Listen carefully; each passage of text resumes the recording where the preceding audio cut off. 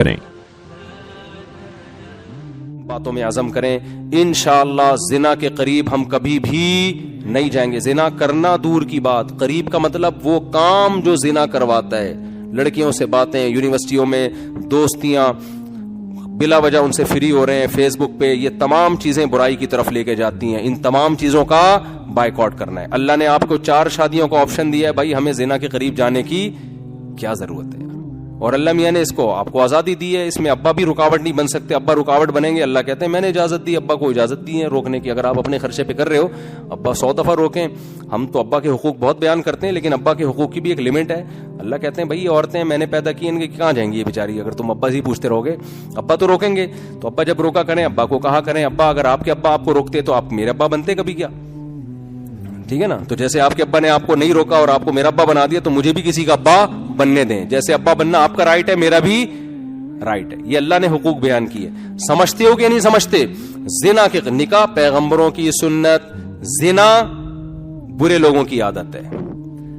اور girl friend کے بارے میں کوئی آپ کو آ کے بتایا کرے نا دوست کہ میری بھی گرل فرینڈ ہے اور آج اس کا فون آیا تھا, آپ بولیں یہ بھنگیوں والے کام تو نے کب سے شروع کر دیے ہیں.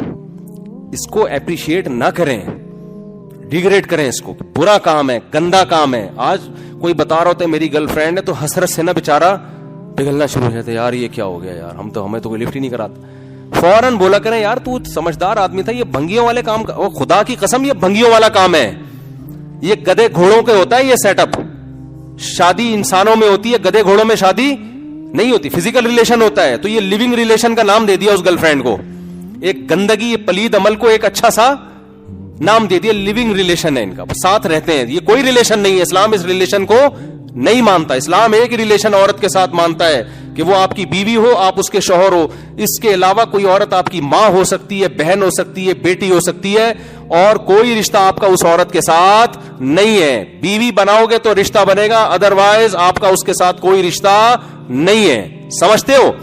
تو یہ جملہ یاد رہے گا. جب بھی کوئی دوست آ کے کہا کرے میری گرل فرینڈ ہے, آپ بولو یار یہ بھنگیوں والے کام تو نے کب سے شروع کر دیے. اس کو غصہ تو آئے گا, آپ بولے گا یار ہے تو چماروں والے کام, گدے گھوڑے جو کام کرتے ہیں. فزیکل گرل فرینڈ ہوتی ہے تو فزیکل ریلیشن بھی شروع ہو جاتا ہے.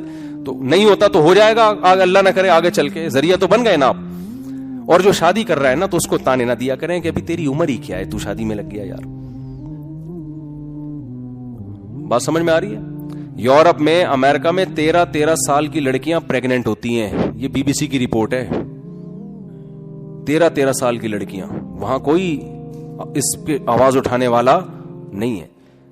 یہاں کوئی جلدی شادی کی بات کرے تو اس کو کہتے ہیں یار تم تو ایک سمجھدار آدمی ہے, تمہیں کیا ہو گیا, تم نے یہ.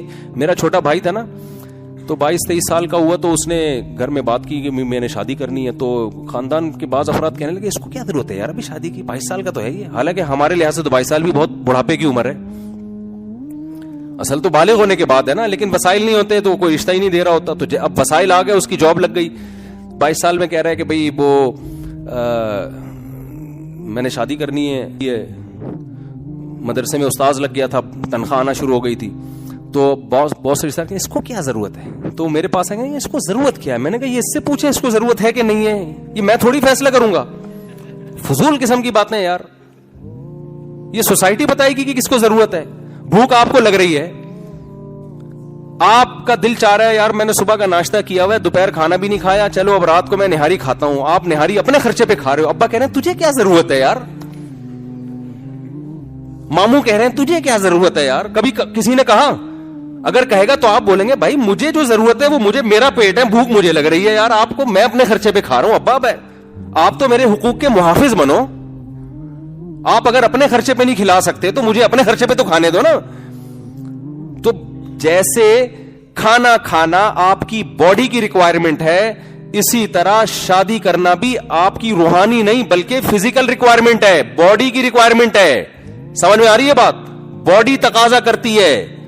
تو اس میں اگر آپ کر رہے ہو, آپ کا دوست کر رہا ہے, اپریشیٹ کرو یار, زندہ باد. ہم تو فارغ آدمی ہیں, ہم تو فضول قسم کے, مفتی صاحب کے بیانات سن کے غیرت ہماری جاگ نہیں. تو شیر کا بچہ ہے, زندہ باد, شاباش.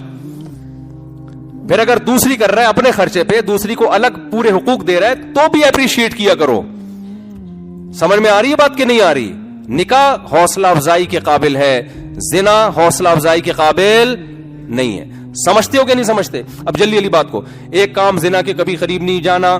نمبر 2 جو کہے کہ میری گرل فرینڈ ہے اسے کہنا بھنگی چمار والے کام تو نے کب سے شروع کر دیے. تیسرا، نشے کے قریب مت جاؤ. اسلام میں ہر طرح کا نشہ کیا ہے؟ حرام ہے. ہمیں پتا ہے جب کوئی گناہ کرتا ہے نا، اللہ سب سے پہلا عذاب اس کو یہ دیتا ہے، اس کی زندگی سے سکون چھینتا ہے، کیونکہ وہ خوشی کے لیے کر رہا ہے. اللہ کہتے ہیں 2 بوتل جب تک پیے گا نا اس وقت خوشی ہوگی، اس کے بعد خوشیاں تجھ سے ایسے چھینوں گا کہ تو ترسے گا خوشی کو. عیاش لوگوں میں خودکشی کا ریشو زیادہ ہے. جو نشے سے اور عیاشیوں سے بچتے ہیں ان کی وہ خوشی والی زندگی گزارتے ہیں. تو شراب کے کبھی بھی قریب نہیں جانا. یہ جو آئس وائس کے نشے آ رہے ہیں آج کل، میں تو حیران ہوں یار، نشے کی وہ قسمیں آ گئی جو ہم نے کبھی سنی نہیں تھی. کوئی آئس لے رہا ہے، کوئی چرس پی رہا ہے، کوئی ہیروئن پی رہا ہے، کوئی پتہ نہیں کون کون سی چیزیں. اور لڑکیاں نے بھی پینا یونیورسٹی میں شروع کر دیا، وہ بھی الگ پی رہی ہے. بھائی اب بیگم سگریٹ پی رہی ہو، ہمیں تو عجیب سا لگتا ہے یار، جب آپ کی شادی ہو ایسی وہ سگریٹ پی رہی ہے. ایکچولی میں ذرا سگریٹ پی لوں پھر آپ سے بات کرتے. یہ ہو کیا رہا ہے؟ اب جو یونیورسٹیوں میں لڑکیاں سگریٹ پی رہی ہیں تو شادی کے بعد پیئیں گی کہ نہیں پیئیں گی؟ تو یار یہ کیا ہو رہا ہے یار یہ سوسائٹی میں؟ تو بھائی توبہ کرو. گٹکے وٹکے کھانے کی چیز کینسر سے میں نے اپنے کئی دوستوں کو مرتے ہوئے دیکھا ہے، اپنے بچپن کے دوستوں کو جو گٹکے کھاتے تھے کینسر سے مرے. چھوڑو، ہمت کرو، ایک دفعہ جان چھڑاؤ ان چیزوں سے. اور انٹرنیٹ پر بیہودہ چیزیں مت دیکھو. اور یہ جو ڈاکٹر کہتے ہیں نا، یہ جو ہاتھ سے اپنی خواہش پوری کرتے ہیں، میڈیکل سائنس کہتی کچھ نہیں ہوتا، بالکل 100% جھوٹ ہے. یہ جو چیز نیچرل نہیں ہے وہ آپ کی صحت کو یقیناً نقصان پہنچائے گی. میڈیکل سائنس بدلتی رہتی ہے. آج ڈاکٹر کہہ رہے ہیں اس سے ٹینشن ختم ہو جاتی ہے. دیکھو لوط علیہ السلام کی قوم لڑکوں سے بدفعلی کرتی تھی، میڈیکلی کوئی نقصان تھا ان کو؟ کوئی ڈاکٹر اس وقت لیب میں ٹیسٹ کر کہہ رہے وہی خون ہے، کچھ بھی نقصان نہیں ہوا. بھائی بڑا نقصان کیا ہوا ان کو؟ کیونکہ نیچرل نہیں تھا.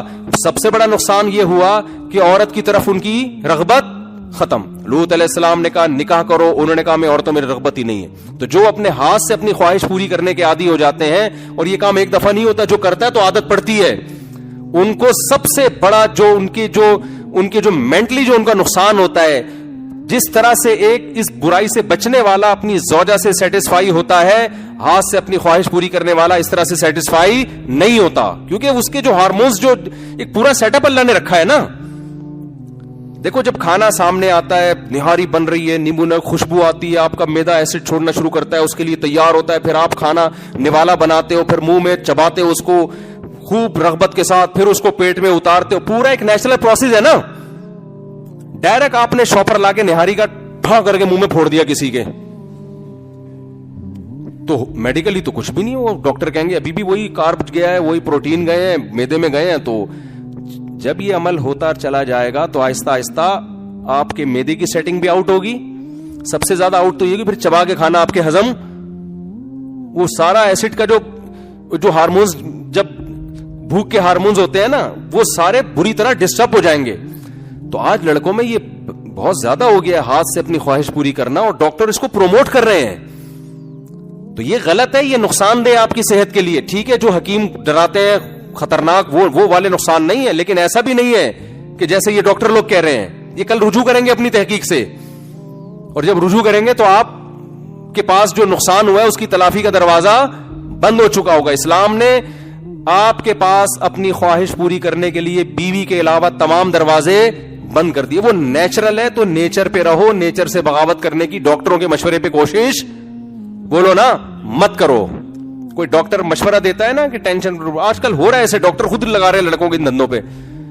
تو یہ بھی ایسے ہی وقتی طور پر انسان ریلیکس ہو جاتا ہے، اس کے بعد پھر بار بار بار بار بار بار اس میں اعتدال ہے ہی نہیں.